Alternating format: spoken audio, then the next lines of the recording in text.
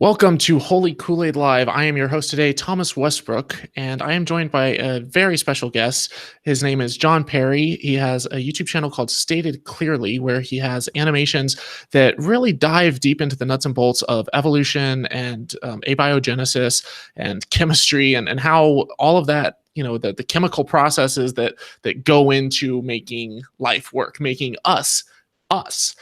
He also has a channel called Stated Casually, where he takes the getting some feedback, and it might be on my end, but sorry, no, that was me. okay. But he has a channel also called Stated Casually, where he's a lot more laid back, but he really shows that he has an expertise in the field of evolution and talks about experiences like you took a trip to the Ark Encounter. You have things in your own backyard that are examples of evolution that you dive into, and it really is quite fascinating. But Jon, welcome to the program. Thanks for having me. It's good to be here. Absolutely.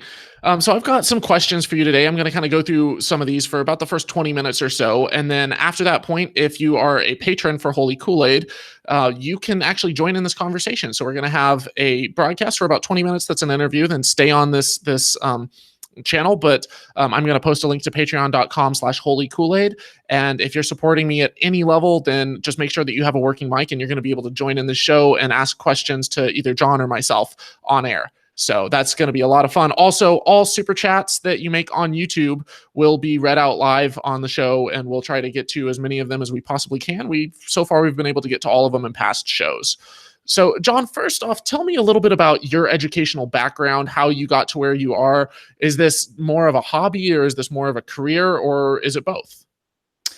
Yeah, I guess it started out as a hobby. My training is actually, I guess my official training is not in science at all. It's in design. That's what I studied in school. But I was taking upper level biology courses, and I was really frustrated with how it is that we teach genetics. And I was like, I think I can do better than this. And so I made a YouTube video, what is DNA and how does it work?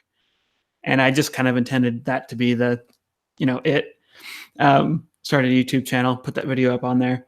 But so many teachers were asking for more. They were using it in the classrooms. And so I started making more. And then I started working, that one was just on my own.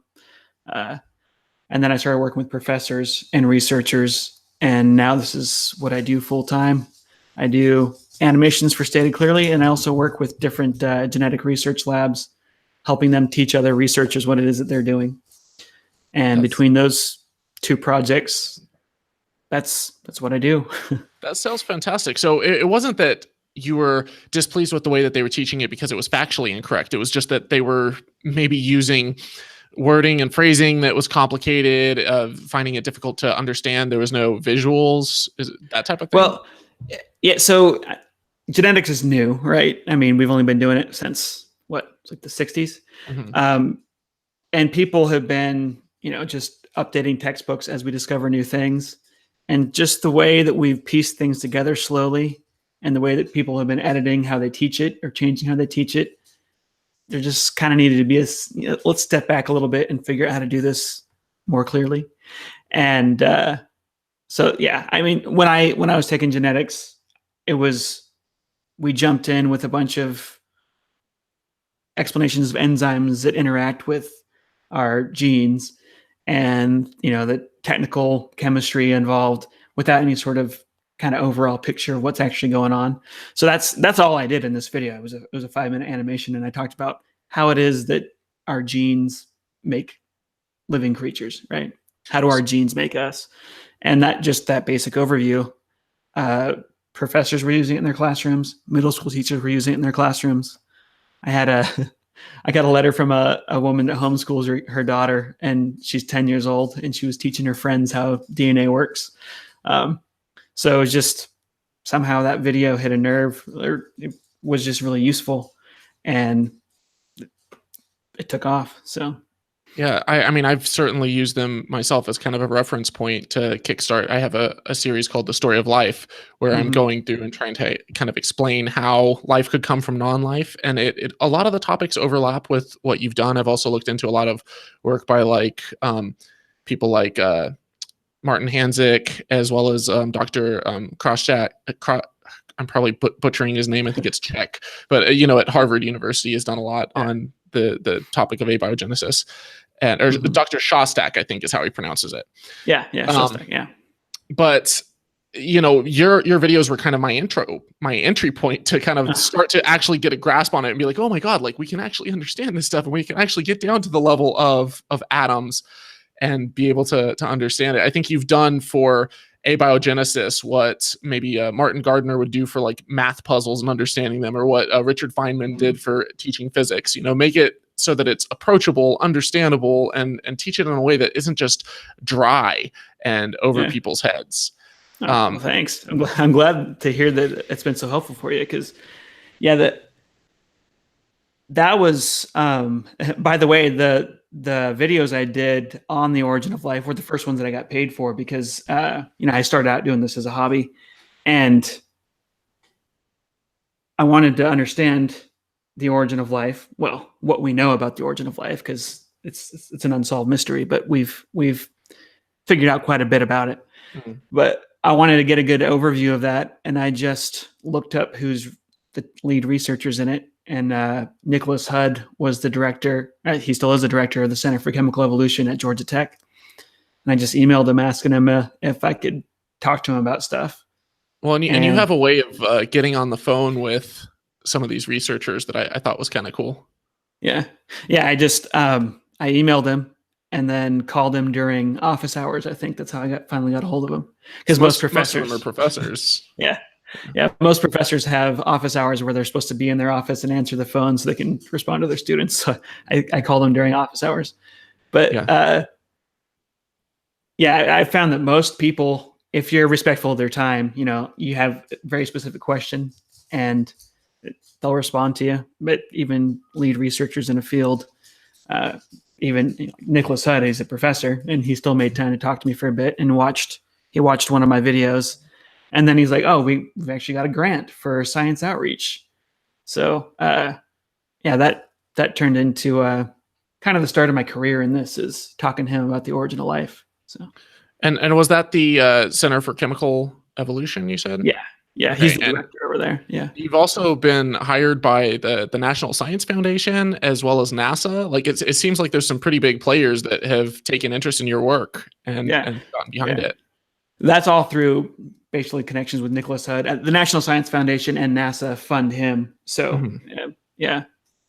So basically what you're telling me is that because NASA funds you, now all the flat earthers are going to come out from underneath the rocks and say that, you're just a shill for the government, right?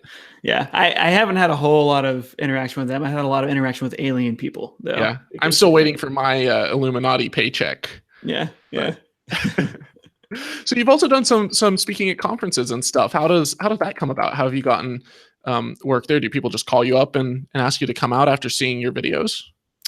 Well, a lot of that has to do with, with working with Nicholas Hudd. Working with him, I would go to all the science conferences at the Center for Chemical Evolution, and they invited me to speak there about how to simplify the science to communicate to your family and friends and so on for researchers. And so that kind of jump-started that. People started invited me to speak at other places. So I've done speaks recently. My most recent speech was in South Carolina, in Charleston. And that was on the origin of life, actually, on Darwin Day. And that was unrelated. Some of the researchers there knew me because they used to work at the Center for Chemical Evolution. So that's kind of how that worked. Everything's kind of going through that one phone call with Nicholas Hudd. Have you heard of the blogger Wait But Why? Yes. So he puts out this blog, like it's a very long form blog, but he'll take extremely complicated topics and he'll just dive into them and explore like how they work. But what he'll do ahead of time is he'll take a couple weeks and just really explore the topic in depth, even if he knows nothing about it. And after 2 weeks of just really poring over some material, he comes out with a pretty good understanding of, at least what the experts are saying, enough to simplify it in a rather long form blog post, kind of like a short book almost. But have you found that by not being, because you don't have a PhD in the field, so, you're not talking at this level that, you read some of even just the abstracts of some of these papers, and it can be extremely daunting to try to understand if you're not versed in the field. But by being kind of at a level where, you've come into it as an animator, that you're able to kind of understand what it is that you don't know. You talk about sometimes in your interviews, you've talked about the curse of knowledge. What is that?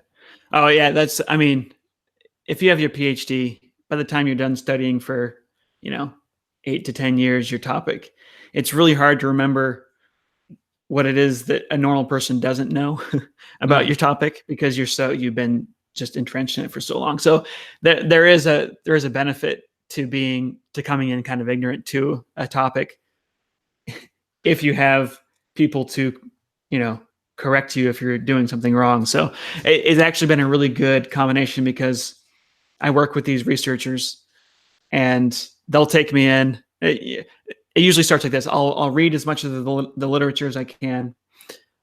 Then I'll go meet with researchers, ask them dumb questions. They'll answer them. I'll come up with a script, and we'll go back and forth. If there's anything factually wrong in it, or, we'll just go back and forth a little bit until we have something, and then we'll publish it. And it's been I think it's been really good well, it's definitely been good for me, but it's also been really good for a lot of these researchers, because they're, even if they're professors, they are teaching their science frequently, but they're teaching their science to people that are already, studying that science. Graduate level. Yeah. Do you when you have like an aha moment where all of a sudden it clicks, like, whoa, that's what like RNA does or something, like, do you take note of those moments so that you kind of have a bit of a reference point for like what the average person might not have had that aha moment, and where you can be helpful? Yeah. I mean, I actually write those down. Like when something like that happens, I'll actually write it down, because whenever something clicks for me, usually that's what ends up clicking for my audience as well. So yeah, take good note of that. And I, in the talks that I do for professors and for researchers, is I tell them one of the things I do a workshop for them, and I have them go back and try and remember, when something first clicked for them. What was that moment? What was it that clicked for them? And, we have them talk about that. So do you have any other tricks that you use to try to keep it simple, to try to, not overload people? Yeah.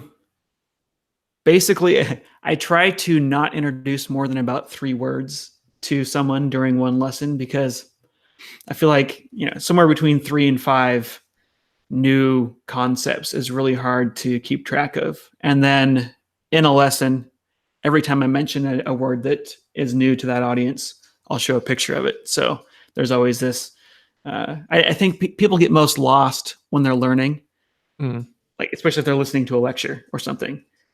If they hear a word and they can't quite remember what it is, they stop and try to think about what it was, and then all of a sudden they're lost in the lecture.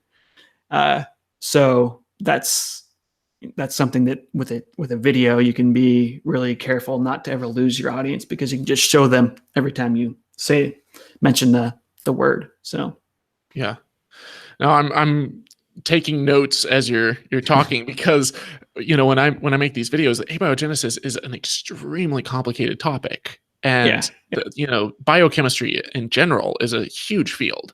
And so, I would find that as I was researching it in order to put it in a video, and, my scripts are only like a couple pages, it's like a 5 or 10 minute video, but these topics, I might look up one word and it talks about, an electron transport chain. And then I start looking up, and then, you have to dive into the chemistry of every single different atom and stuff. And it's mind bogglingly huge, but the general concepts, things like, we're all made of chemicals. Like, there's no vital force. There's nothing special about it. We're just chemistry. Like, those types of concepts stick with people. Yeah.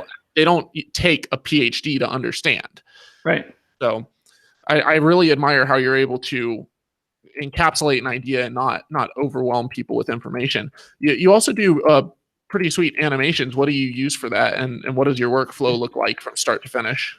I'm using Adobe Animate, which some people make fun of me for because it's kind of old school, but that used to be Flash, right? Yeah, Flash. So I started doing graphic design kind of on the side when I was in high school. And what I did was illustration. And for rap artists that were local in Albany, Oregon, it started out, I lived my life at the skate park. I was, a skater all through high school. And my friend and I wanted to start a t-shirt company, and we did. And then we built a website for ourselves. It didn't work out, by the way, but we built a website for ourselves. And then there was a musician in town who saw it and wanted us to build one for him. And yeah, pretty much all through high school, we were working with rappers that we didn't even hear. We never heard of them before, we got introduced to them. A lot of them were smaller musicians, but so that's what I started out in, doing lots of just weird illustrations for. It's funny because I started off with stop motion Lego videos. Yeah. Yeah. I did some stop motion when I was when I was in middle school. Yeah, this was when I was in high school. Yeah. I did some claymation stuff. I mean, just messing around, but yes, and that's actually what got me into animation too. So I started out with illustration, and then I started doing some little animations back when animation was really popular on websites. This was like 2000.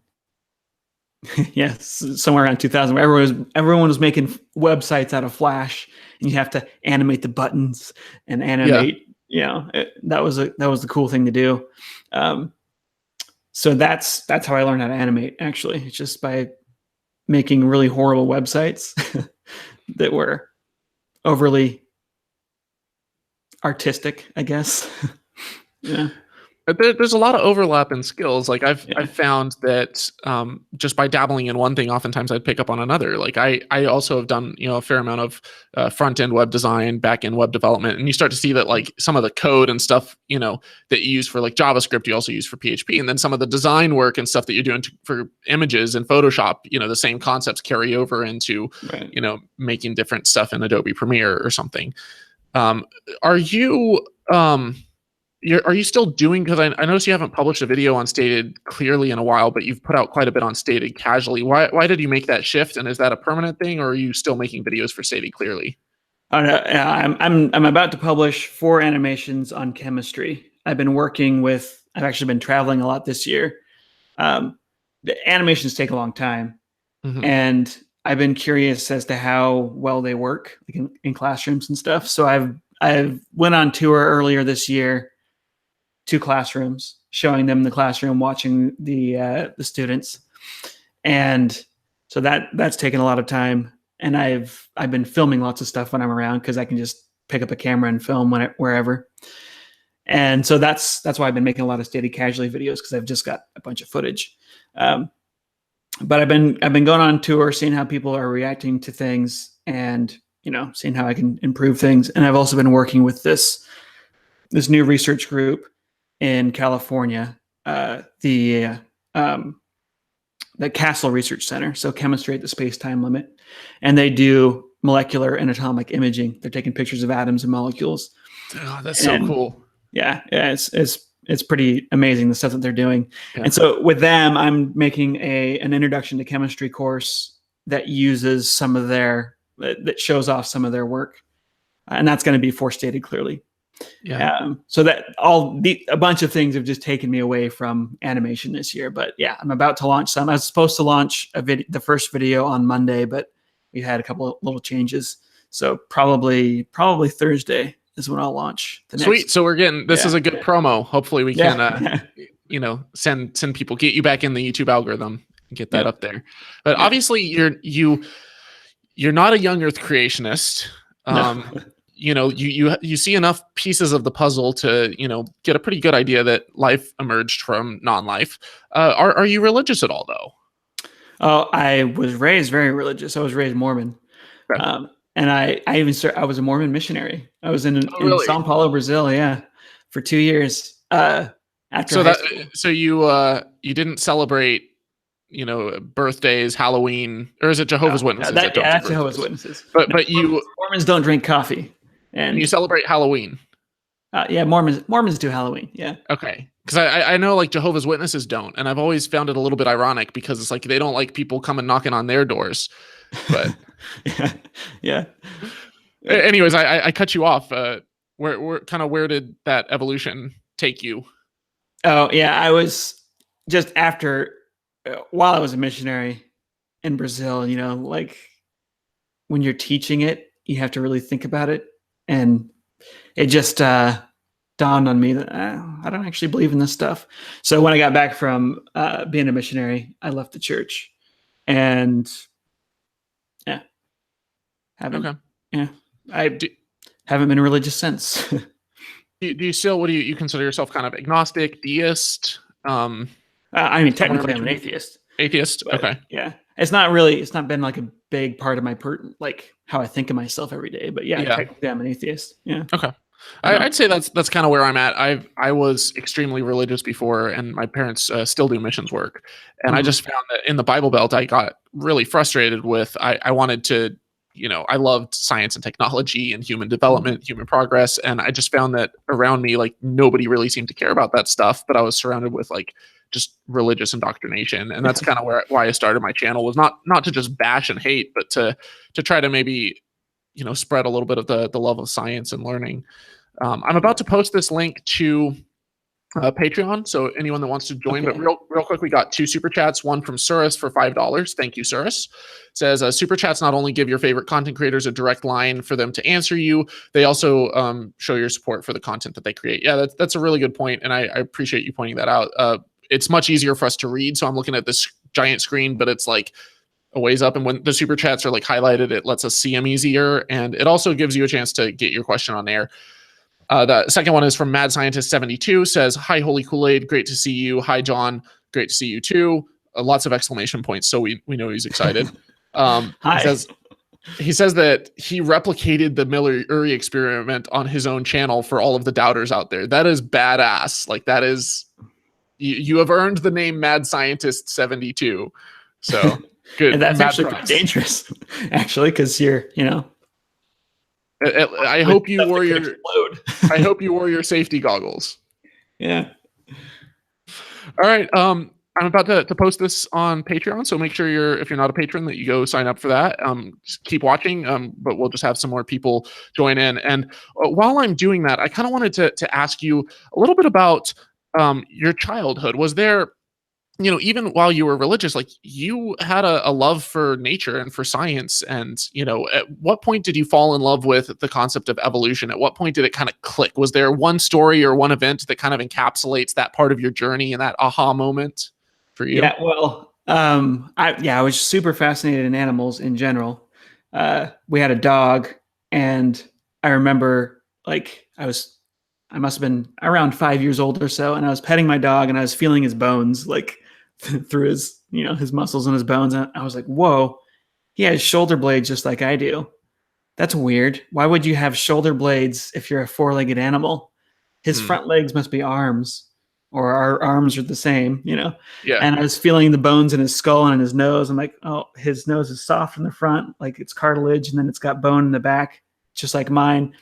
So I had this amazing realization that my dog is just like me, and that he had this, what I thought was a backwards elbow on his hind leg. And I realized that was actually his heel bone. And so dogs walk around on their tiptoes. And I got so amazed by this that I went and told everybody and was telling my parents and everything. I'm like, oh yeah, that's true. I think that was the first time I realized that I could figure stuff out on my own instead of have to ask somebody else, Yeah. That was a big, I guess, step towards my love of biology, is just realizing this strange similarity between me and my dog. And then later on, Mormons aren't really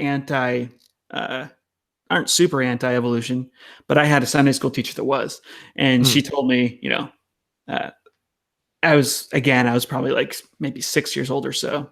And she told us that, evolution is just an evil trick, and scientists are going to try and make you stop believing in Jesus and all this. Even all the religious ones that. Yeah, she scared me. So I was scared, like when I go to science class, like, oh, there's going to be something bad that they're going to teach me here. And that is not the position of the Mormon Church, but it was, the position of my Sunday school teacher, and I didn't know any different. It's so harmful too to kids who, they have a potential, they have an opportunity to really open up and like explore the scientific method and to learn, and it just shuts it down, and it puts a distrust of scientists who, for the most part, are humble, honest, wanting to get to the bottom of things. And I've noticed that a lot with Ken Ham. Do you mind if we dive into that a little bit and kind of talk about your story visiting the Ark Encounter? What was the most unscientific thing that stood out to you about the Ark Encounter, aside from the obvious giant flood that never happened? I mean, I was just really interested in the tactics. I mean, it's just I was really thinking about, what if I were in this fully, and I didn't know better, and I was coming here. Things would seem pretty legitimate. He's got like Nathaniel Jeanson, who's a PhD bioinformatics guy that helps with the genetic side. There's paleontologists that are young Earth creationists that work for him. But I was just disturbed by how convincing it would be if you didn't know better. Just imagining myself as that kid that was told that this stuff is evil, and then having all this anxiety about it, and then having finally there's a place where you can go, and they say it's okay, we're right, and the science is on our side, and it's almost like you wouldn't need it to be super convincing. It just need to be convincing enough to relieve that stress or that tension. So and it's like they're creating a gigantic conspiracy theory, though, because they're literally saying that even all of the Christians who believe in evolution, who are scientists all around the world, that it's this massive cover up by millions of people. That would be the craziest thing that he says. I mean, the Ken Ham tries to say that he's not anti-science, he's just anti-evolution. But when you look at some of his exhibits, like there's one that I went off quite a bit. I mentioned in one video, and then I did a whole video on is their Mars exhibit. Their Mars exhibit really, it teaches that there's this giant conspiracy against the Bible, and it's just insane. Like, wow. I work with researchers. I go to different universities, different research groups. I also work with private industry researchers, and it's just hilarious to think that all of them would be in cahoots. And because everybody's trying to outpublish everybody else. So there's a lot of competition in science, and to think that they're all like, and you're rewarded for proving it wrong. Like you don't get Nobel Prizes for just publishing the same stuff that's always been out there. Right. Yeah. The two ways to make a name for yourself are to discover something incredible or prove somebody else wrong. Like those are the two ways you make a name for yourself in science. So it's pretty interesting. Welcome, Surus. We're joined by he has a channel as well on YouTube. Cool. Surus the Skeptic. Pop in here. Yeah, thank you so much for joining us. I'm glad you did, because I was wondering if the Patreon link I shared was working or not. Oh, it's working. We're just seeing the demonstration that the thing that's not working is my camera, as you see it flicker between my avatar and me randomly. I'm not doing any of that. That's literally just the camera saying I'm almost done. Well, it's a cool avatar. Do you have any questions for Jon? There are a few things I wanted to say. One was, how many times do you hear people say the age-old thing that, oh, chimps are our closest ancestors, why do chimp skeletons not look like human skeletons, when not most people who say that haven't actually looked at a bonobo skeleton? Oh, I haven't heard anyone say that our skeletons aren't similar. Is that something you guys hear a lot? That's something I heard literally a month ago, and I had to send them a picture of a bonobo skeleton in order to go, okay, look, bonobos are actually closer related to us than chimps. Here's a skeleton of a bonobo. Tell me the difference between this and us. Yeah, I mean, bone for bone, we're apes.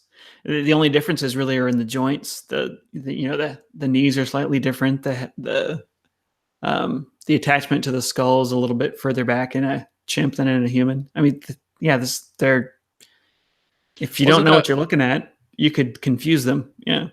Isn't that one of the key points with, they'll say like, oh, there's no missing link, but you can literally see all the different gradual transitions. Like, they'll say, oh, they just have a skull fossil. Well, it's like, well, we can tell a lot from a skull fossil. Like you can see that, like the foramen magnum, that's the little hole in where your spine connects to your skull.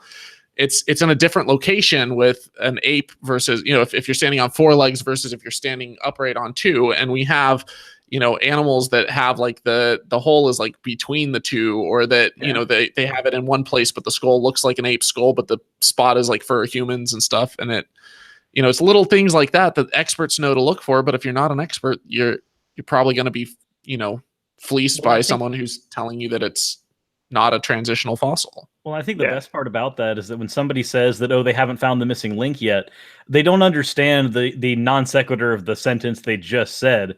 There are thousands upon millions of missing links, and we expect them to be there because fossilization is not a 100% process, but we don't need every single link in order to put the puzzle together. Actually, I wanted to ask you about that, John. So you did a video on the Archaeopteryx at the Creation Museum, or at the Ark Encounter. Mm-hmm. And you talked a little bit about why we don't have more fossils and why the Archaeopteryx is a perfect example of a preserved fossil. And maybe talk a little bit about how fossils form and why we don't have more of them, why there aren't more of these missing links. Yeah. Well, I mean, it's pretty obvious why fossils don't. I mean, maybe not everybody does this. I grew up in the country, so I would see roadkill a lot, and it only lasts usually only lasts a couple of days before it's torn apart by scavengers and whatnot. So fossilization is a super rare event. I mean, for something has to be buried under the right conditions in order to turn into a fossil. Usually, I mean, the types of fossils when we're looking at really old things like dinosaurs, you have to get buried. You have to have. We even think there has to be the right types of microbes that are covering the surface of the bone. In many cases, all these circumstances are rare. It's very rare for an animal to get buried at all after it dies. And so normally when we see a fossil, we're seeing a really common animal that was alive at that time, because the fossilization process is so rare. So when you see the fossil record, doesn't show us what an actual ecosystem looked like. It shows us what the most common animals in that ecosystem were. Now, if you were to go, 10 million years into the future, you wouldn't find dart frogs in the fossil record, right? From today, you'd see humans, you'd see cows. You'd see, you'd probably see crows, but most things you just wouldn't find. Well, you mentioned in your video too how sometimes you might have like tar pits or something, and if an animal fell in a tar pit, it would die, like it couldn't get out of it. But a lot of times that would pull all the predators in. So there's cases where you might have a mammoth fossil that's surrounded by like hundreds of predator fossils that are all coming to eat this trapped mammoth, but then they're getting stuck in the tar pits, but they're being preserved underneath these layers of tar.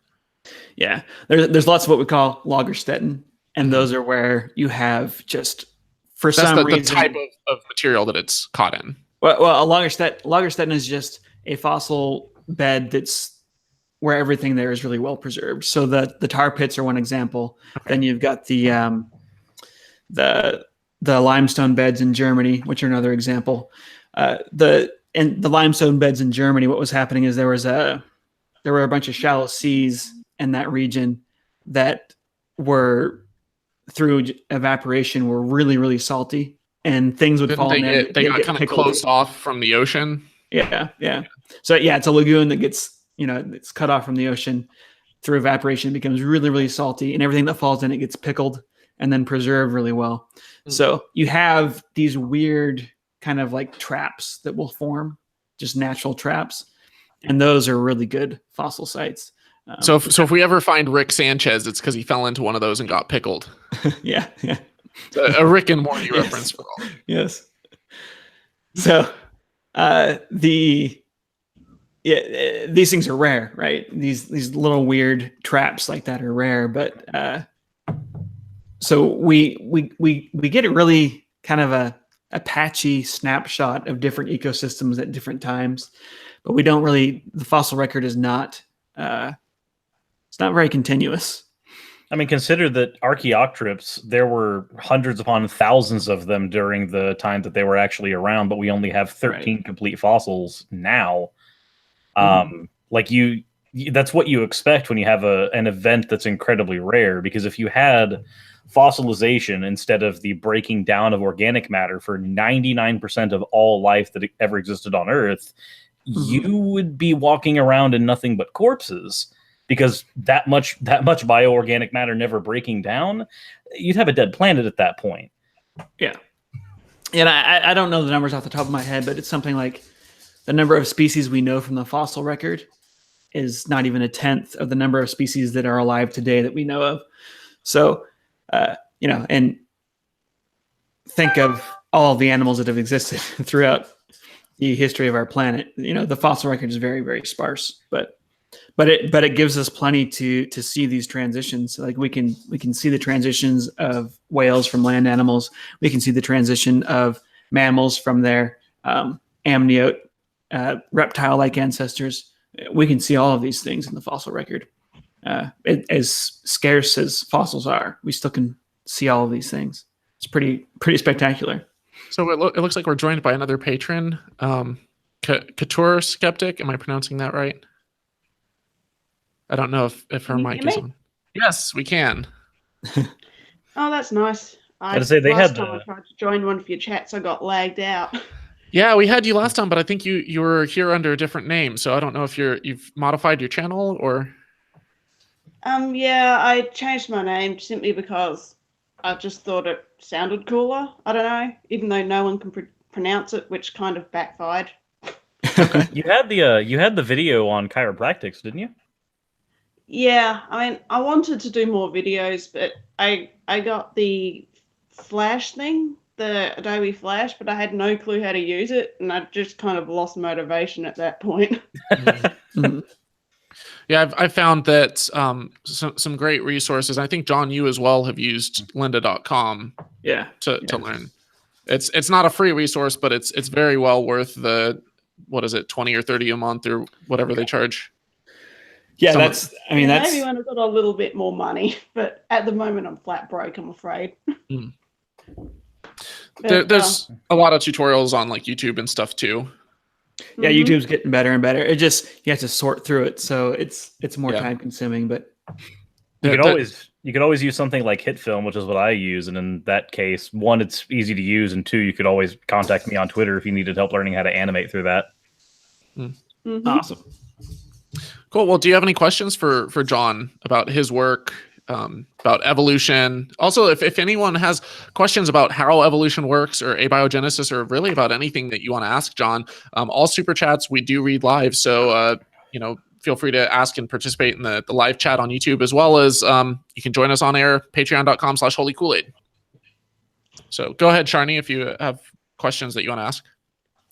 I don't have anything at this specific moment. I'm sorry, my mind has just gone blank. Can I just ask something in like a second when I actually have something? Just carry on. Well, hold on to you. Just let us know when you have something. In the meantime, John, I wanted to kind of ask you a little bit about biologos. You've mentioned that in your videos. You talked about how not all religious people are anti-evolution, young Earth creationists, but do you think that you can be religious and still hold on to good science and just kind of compartmentalize like that? Or what is biologos, and why have you brought them up in the past? Yeah, people do it. So I'm not so much concerned about people giving up their religion. I don't really think that people have to give up their religion in order to be accept science. Really, it's what I really care about is that people can tell the difference between their the beliefs that they hold that they're converted to for reasons of hope or just belief, or versus the beliefs that they have that are actually founded in data, and they can actually convince other people by showing them data that these beliefs are accurate. If people could just understand the difference between those two things, I think we would be so much better off. So that's kind of my goal, is to be able to help people recognize those differences. And so I'm really not concerned, if people want to have hope-based beliefs, faith-based beliefs. Yeah, it's not. I've said before, I've encountered atheist flat earthers and stuff, like just because you don't believe in one, idea doesn't necessarily make you a skeptic. Right. I would rather have people be skeptically minded and know, how science works and actually care about the science and stuff. And maybe they still hold on to something for comfort or for whatever other reason, but they care about science and go where the science leads and be skeptical, than just have a bunch of atheists who don't know the first thing about science and aren't skeptical at all. I think we can have an extremely dangerous world where people, don't ask questions. They don't ever question authorities. They don't actually go out and test things and use the scientific method. I think that you can end up with a pretty horrible scenario. And that's, I think, a lot of new age alternative medicine and a lot of this harmful stuff. Like, you have a lot of atheists that are pushing that kind of stuff. And, it has nothing to do with religion, but it can be extremely harmful. Remember, the issue isn't the religion itself. The issue is almost always the dogma. And you can have the dogma in any form, whether it's like your new age essential oils type crap, or if it's your young earth creationism type crap. It's still dogma in every single way, shape, and form. And that's where the actual danger is, because that doesn't allow any room for skeptical thought. Yeah. I mean, all of us hold hope-based beliefs, right? Like, when I started my YouTube channel, I hoped that people would watch the video I was spending a bunch of time on, right? I mean, we have, all of us believe weird things, but being able to tell the difference between the things that we believe that are, we can actually convince someone else with facts and data about it, versus things that we would have to convert someone to. I mean, even things like human rights is really, it's something that you have to be converted to. It's not, I mean, it's not as axiomatic as we wish it was. Right. So, but just understanding that it's not necessarily a bad thing if something can't be demonstrated scientifically, right? But just knowing the difference between those things is very important. And biologos, your question about why do I bring up biologos quite a bit, because for those that don't know, biologos is a group of evangelical Christians that it's a website where evangelical Christians have come together and to say that it's okay to accept the science of evolution. And a lot of their website is just teaching the science really clearly. And they'll critique some of the creationist stuff. And then another part of their website is kind of teaching their view, which is a mix between Christianity and science. And actually, I don't agree with, the way that they're mixing the two, but I do agree with everything that they write that's about science is accurate. So I'm happy to send people over there when they're causing trouble on my channels, right? Or it's very obvious that a lot of people that have an issue with evolution have an issue with it because they think it's essentially, basically, it's essentially there's no way to get around that it contradicts Christianity. So I can be like, look, there's some Christians over there that are doing this just fine. Go talk to them. See, I was a young earth creationist for a long time, and it was only the fact that my science teacher in high school was a Catholic, because I was raised non-denominational. So to me, a Christian was a Christian was a Christian. It was only the fact that the person who taught me evolution in public school correctly happened to also be a Christian, that I was able to accept that. Had he just been an atheist, then the dogma that I'd been taught for years would have just kind of continued to sink in and go, well, he's just teaching me that because he's an atheist. When you have a source that's not atheistic, you start to lose that like little defensive wall that you can use. It pretty much goes away at that point. So I'm forever thankful that he was a Catholic. And my grandpa used to be a King James onlyist, and my grandpa was not. And he basically kind of got me out of that mindset of, hey, you can be a Christian without believing in the King James only Bible. Like, I have a lot of examples in my life, at least, where things like Biologos are useful because they're Christian sources. They can look at them without them saying, oh, well, that's just information from the opposing side. It's not. I used to be a young earth creationist, and it was my youth pastor, actually, who he was, believed in evolution, and he was pretty liberal and stuff. And he basically said, hey, look, if, you go to college and you suddenly realize that there's something to evolution, like, I believe in evolution and it doesn't, conflict with my faith at all. And that tore down my walls a little bit. And I was a little more open-minded to the fact that truth withstands scrutiny, and it's okay to, go where the evidence leads and stuff, and evolution isn't the enemy. So I think little things like that, like it is good to point out. And even Aaron Ra has pointed out in some of his videos how this concept that evolution is a religious belief, and that it's it's false, it's BS. Evolution is just the explanation of how life came, how complexity arose from simpler life forms. So I think that is extremely crucial to. But Holy Kool-Aid, the Banana Man told me that it was a religion. Banana Man. Are you familiar with Ray Comfort, John? Oh yeah. I've seen some of his stuff. Yeah. You actually, I mentioned Aaron Ra a second ago. You had an interview with him talking about his Phylogeny Explorer project. Have you seen his work on that at all? And if so, what are your thoughts?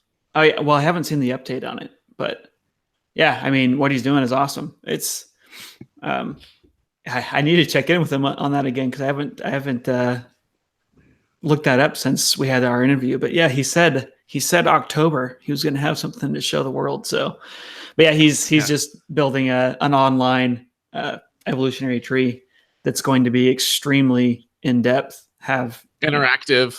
Yeah, I remember hearing about that. Mm-hmm. I talked to him. I did an interview with him on here a few months ago as well. And I'm looking forward to it, because I don't think that most creationists really have a grasp for just how massive the tree of like all the different life forms that have gone extinct, even, just how massive it is, and how many are currently alive on this planet, because that they seem to have this notion that there was this rapid form of evolution within kinds, but no speciation that occurred right after the flood, and yet they don't believe that gradual evolution is somehow feasible. I don't understand that. I've never really got that, where they go, oh, you believe in macroevolution, that's I mean, doing my Ken Ham, obviously. You believe in macroevolution, that's false. Microevolution, we have no problem with that, that's fine. And like, wait, hold on one damn minute, hold on. So how many species did you have on the Ark? Okay, not as many on the Earth. How many years did it take for them to turn into all the species we have here? How is that not macroevolution? That's pretty macro, at least as far as rate is concerned. Yes, it is like you're saying that this couldn't have happened even with granting millions of years. So how do you explain the same thing happening in a handful of 1,000 years in your view? I do not get it. And what's bad is that I personally know people who I grew up with that hold to that view, because they went to the same young Earth creationist school that I did. And they've actually linked AIG to me as their source material whenever I ask them to cite a source that the flood actually happened. It's like, I'm just like, oh my gosh, that was me. So I'm going to read through a couple of our chats. If you have, I can't necessarily guarantee I can get to all of them, but if you do a super chat, we can promise we'll read those off. Someone was asking if we only read super chats. No, we do. I do check the chat as much as I can. But Fred Harvey is wondering if I've been tested for diabetes, because Holly Dead pointed out that apparently I'm awfully thirsty. I drink a lot when I'm on a stream, because I try to keep my throat from getting dry, so I'm not like sitting here talking into the microphone, torturing all of your ears. But no, I've not been tested for diabetes. Someone on here was wanting you to elaborate a little bit about your conversation with Aaron Ra. I'm trying to find, I think George maybe was talking about it. But yeah, John, if you want to kind of talk a little bit about your encounter with him, like, have you been aware of his work for a while, or how did that interview come about? He just commented on one of my Ark videos saying that he'd love to come on the State Casually channel. So I mean, I hadn't even done any interviews with anybody before. Or had you heard about him at that point? Yeah, I think everyone's seen Aaron's videos if you ever look up anything about creationism online, right? Yeah, he's made tons of them. So I had seen his stuff probably years ago, like when he first started doing it. So I was like, oh, cool. Aaron wants to come on. So yeah, I'll have back him in on. the old Thunderfoot days. Yeah. Couture Skeptic is asking if we can hear her. We were talking to you a minute ago, but we haven't heard anything from you in a little bit, so I'm not sure if your mic is on right now. Yeah, I just didn't have anything to say. Okay. I was just checking because you I was posted something trying in to the chat. figure out how I could add something constructive to the chat instead of just droning on. So Okay. Well, got a I was question? just thinking that this whole compartmentalization of separating religion from science is how I stayed Catholic for quite a while.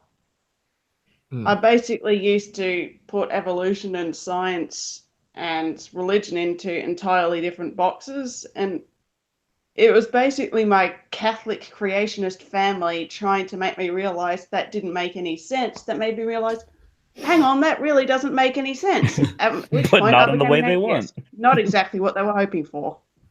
Yeah. Well, did you mean- know that we share, according to George, 51% of our DNA with bananas? That was not I didn't end entirely. up going into all That was of not that crap. entirely It just related wasn't to worth what the you're. trouble. Now, if you look saying at if you look at a well-made banana, you'll see that you have a tapered end at the front, and it fits right in Ray Comfort's mouth. So we do have one question that's a little bit interesting from Funny Sturst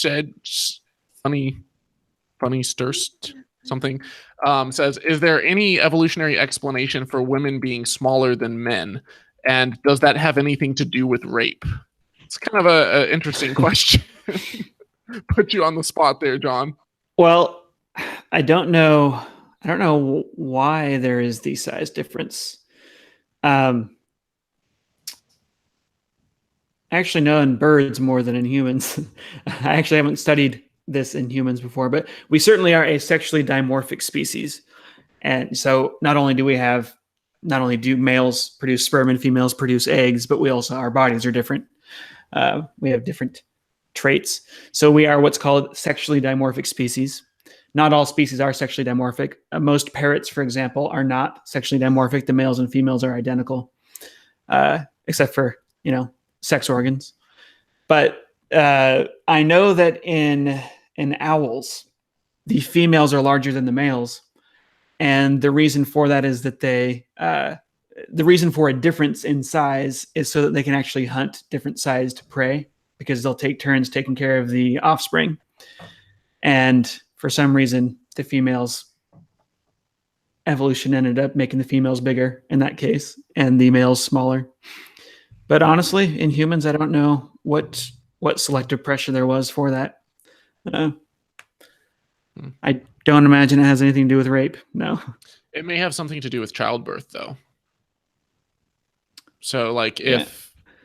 Well, that's certainly why women have hips that are larger. They have larger hips, and they obviously, like, mammary glands and stuff to take care of the young. But it may have something to do with the fact that if women are staying at home taking care of the young, then there's an evolutionary advantage for men to be able to go out and hunt large prey to support. Yeah, I mean, that assumes that those roles were semi-permanent in our ancestors, and there's not. I mean, this is purely hypothesis, or not even hypothesis, it's speculation. But yeah, I'm sure that there's an answer out there, and the beautiful thing of the internet is Google.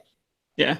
I think with a lot of these things, with trying to figure out exactly why a certain trait evolved is pretty difficult to get it with absolute confidence, right? But even what I just said about birds, we think that's why it happens. Like, that seems to be the advantage of having different sized individuals. In that case, though, you have both males and females that are hunting, and the males will hunt. So if we look at a red-tailed hawk, for example, the males will usually hunt rats and mice and snakes and smaller things. The females will go after rabbits because they're larger, and sometimes skunks. With humans, that's not obvious. There's not an obvious advantage I can think of. But Fred Harvey says, due to fights between males for the possession of females, sexual selection has favored bigger males. That's certainly possible. Yeah. Of course, I wonder how that's going to change as you see the rise of, like, the rich nerds who can provide for their harem. Well, yeah, we're kind of frozen right now as our species expands in number. Our phenotype is pretty much frozen. Okay. We're not going to be doing a lot of directional evolution until we hit a bottleneck. a population bottleneck. But do you think that interplanetary exploration could be a driving force for potential evolution of our species? Well, it depends on how much gene flow there is between the planets. If you have if you have Mars colonies, Earth colonies, and they never interbreed, then yeah, you'll get evolutionary change. Especially if they have such a small, genetic bottleneck, only a few thousand people there. Yeah. That you'll start to see pretty big phenotypic change right away, just because it's a different population. I mean, it is the same thing with Pacific Islanders, right? Mm-hmm. You're not. There's just different selective pressures in different microenvironments, right? So humans, there's actually diverse populations with different phenotypes because of that. So yeah, we could start seeing that with planetary exploration. So. I gotta say, just having different bodies adjusting to different levels of gravity will do that. Yeah. There probably would also be things that have nothing to do with genetics. If you were born on Mars, like I was talking to a guy a while ago. He's a physical therapist, and he was talking about our feet. He was talking about those shoes that have there's like these bare feet shoes that have really thin soles that were popular for a while, and like all the toes are individual. I don't know if you remember those from oh god, I remember those 5 years ago or so. He said that he had people coming in with major injuries, and he said that the reason that we can't run barefoot today is not because we've evolved away from that. It's because we're wearing shoes since we're little kids, and your bones physically change shape according to how you put pressure on them when you're really young. So he said it's actually a bad idea. Like if you've been running barefoot since you were a kid, that's fine, but it's a bad idea to just switch right away, because so basically it's an appeal to nature fallacy. How so? So basically the whole barefoot shoes kind of thing is basically one big appeal to nature fallacy. Yeah, but that's the way it's being marketed. Yeah. Oh yeah. They're trying to say that this is how our ancestors ran, so this is how we should run. And it's true, that's how our ancestors ran. It's like just because it happens in nature doesn't mean it's necessarily right now the best for us. Well, that's why I've got a friend who says that who's tried to tell me that the reason that molecules to man evolution is impossible is because if you try to put a human being today into the savannah, they won't be adapted to the savannah anymore. And I'm like, that's not evidence against. That's evidence for. Yeah. Well, I had an aunt who she wore shoes that were too small, and so it pushed the bone on the side of her foot out, and she got these really big, I guess you call them bunions or something. And that was just from the shoes that she wore, causing this permanent change to her foot, and that wouldn't be passed on to her offspring, but that's kind of where you get with the barefoot shoes. So if a kid were raised on Mars, born on Mars and raised on Mars, they might be quite a bit different looking just because of the gravity differences. But that's not even a phenotypic expression of a gene. That's just something that has physically altered your skeletal structure. Well, we would say it's phenotypic. It is a different phenotype, but it's not a different genotype. So wouldn't it be more of an injury than a phenotypic expression? Well, no, because you're because it's not like expressing the genes. It's more like an injury, an external injury that's altered its body modification, right? Well, it's just a difference in the environment as you're growing up. So, well, you can think of it as square watermelons. Have you ever seen those? Yeah, they're popular in Japan. I think it's Japan. That's just, or you've heard that if you crocodiles are like this. If you feed them less, they won't grow as much. There's a lot of there's a constant feedback between the environment and your genome as you're developing. And it would be phenotypical, just because phenotypical is nothing more than observable characteristics resulting from the genotype interacting with the environment. Right. So that would be like the foot getting malformed. That would be phenotypical because the genotype is there, it never left, but it's interacting with the environment, so the shoe, and that's what's causing the phenotypical expression. Yeah. Okay, so even if it's the environment that's causing the change, it's Yeah, it still goes under phenotypical at that point. Phenotypical is basically environment plus genotype equals phenotype. Yeah. Okay. So and typically we think of genes. We think that our genes dictate we think that genotype dictates phenotype, and that's true, but only within an identical environment. So and that environment, by the way, includes even the egg cell that those genes were in. So different molecules inside the egg cell can dramatically change how you end up looking. There was an experiment a while ago with, carp and goldfish are the same thing. That goldfish are just selectively bred carp, basically to be cute. And that wasn't the original intention, but, there were, I think it was the Chinese royalty was really into selective breeding of carp to make all sorts of different fancy goldfish species. But if you take a carp egg, pull out the nucleus of that egg and inject that into a goldfish egg with its nucleus taken out. So you just take the DNA from the carp, put it in a goldfish egg. It will mature into a thing that looks more goldfish than carp. It's got reduced number of ribs. It's gold colored. And that's because there's so much goldfish RNA, like the inside of that egg. It's the environment is a goldfish type environment, and it ends up causing that carp genotype to express. That's really cool. Goldfish.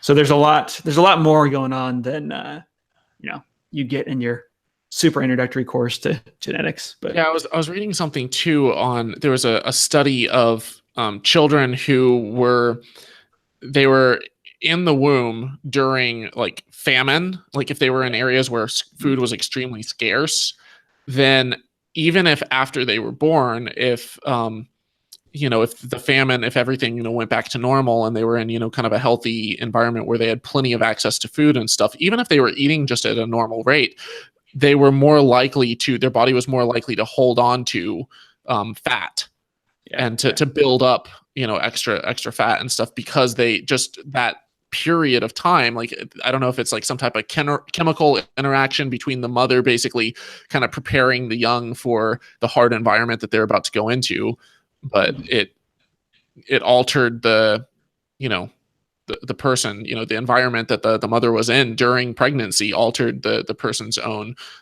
body state afterwards. I thought that was kind of they're finding that with PTSD too, that you can your child can be born with a hyperactive fight or flight response if you're super stressed out all the time. So yeah, it's the field of epigenetics, which is what are the how is it that the environment affects the expression of different genes. And it's guaranteed that on Mars we'd have different expression of genes than we do here. As soon as an astronaut goes into orbit, the first time they urinate, their urine is loaded with calcium, and that's their bones are like, what the heck's going on? And they're just dumping calcium into the bloodstream. They're getting rid of it in their bones, and they get osteoporosis basically. Wow. So not in space, like once they come back, they have. Yeah.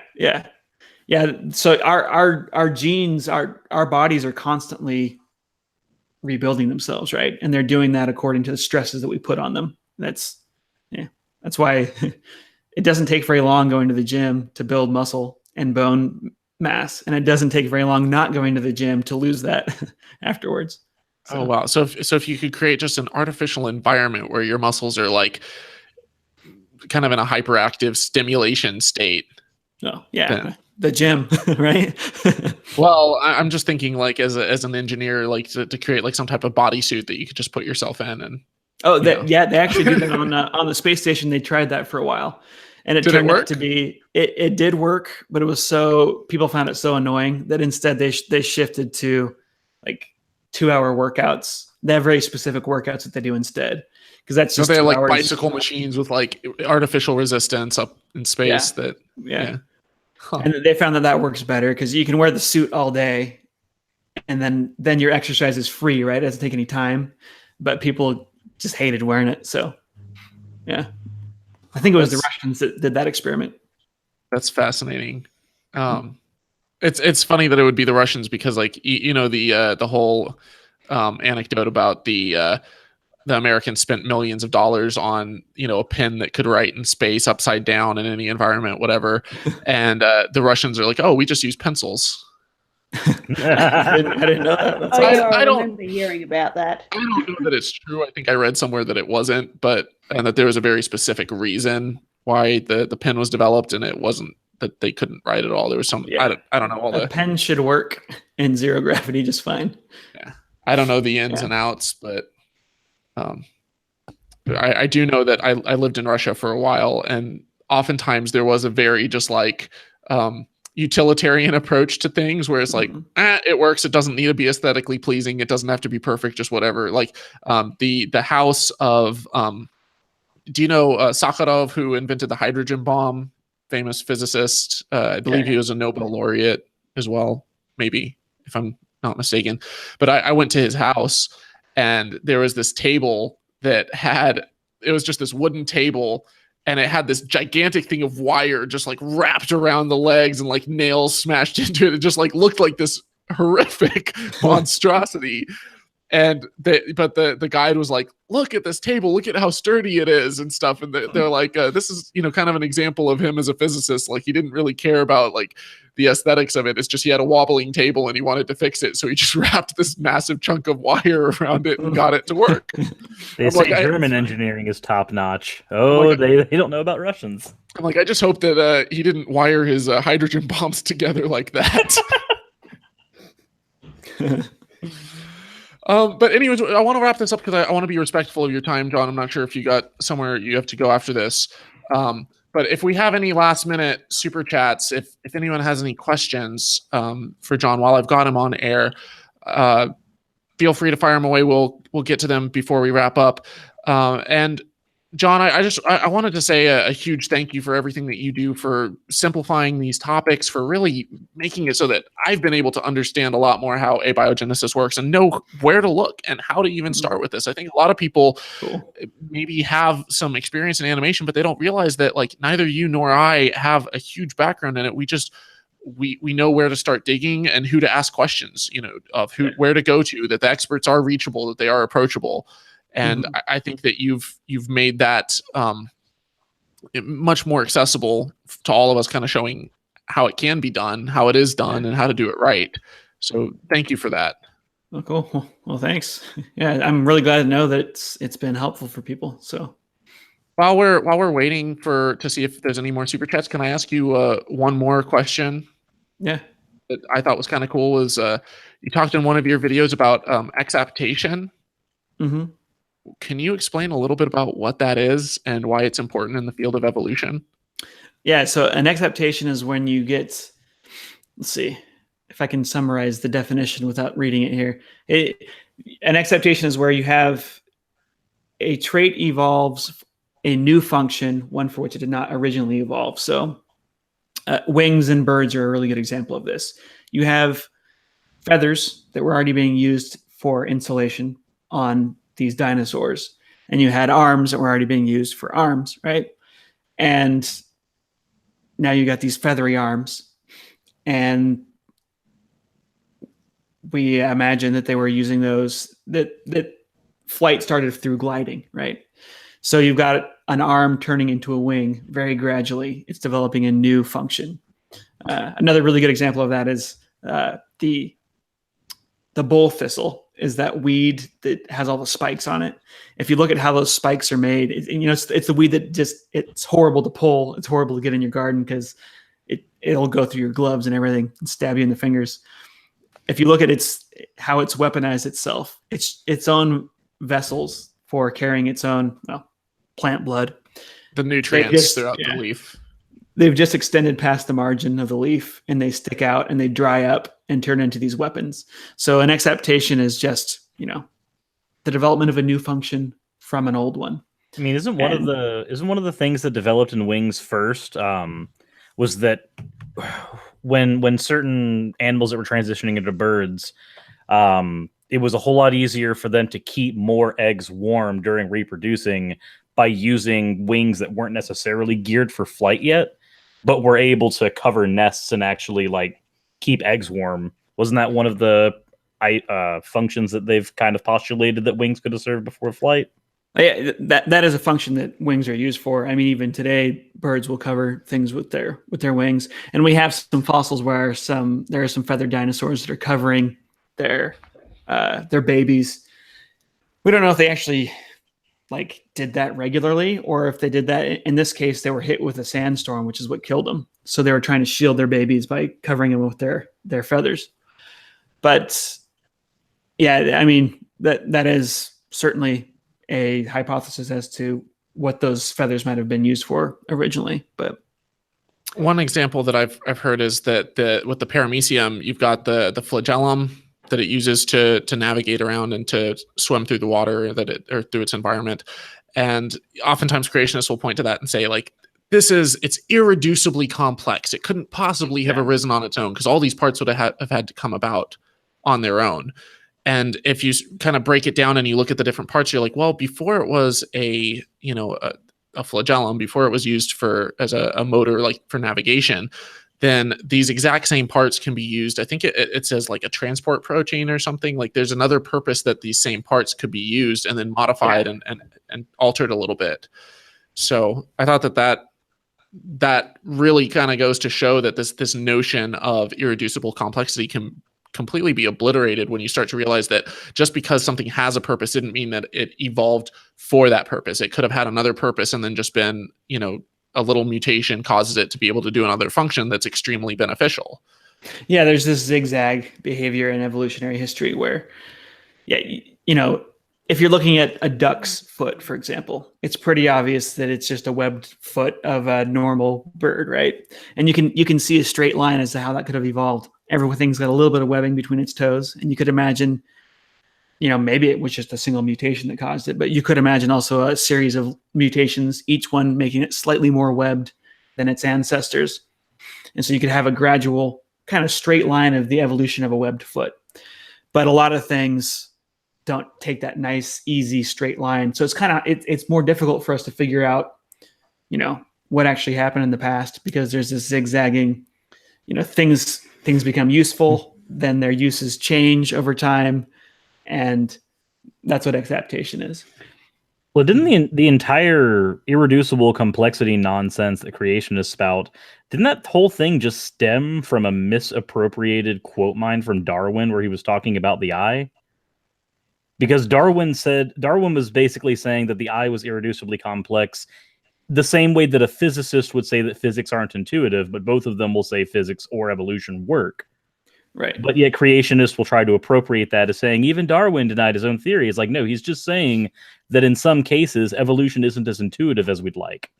Well, that's like the, you talked about physicists. Well, you hear in the world of quantum physics, they love to quote, was it Richard Feynman that said that the funny thing about quantum mechanics is you don't understand, or no one understands quantum mechanics, or if you think you understand it, you don't. You understand it, you don't. Yeah. But the fact is that our entire, all of our modern technology is founded on the basis that we do understand it, that we understand it enough that we can make extremely precise machinery. And if we didn't, we wouldn't be able to use any of this stuff.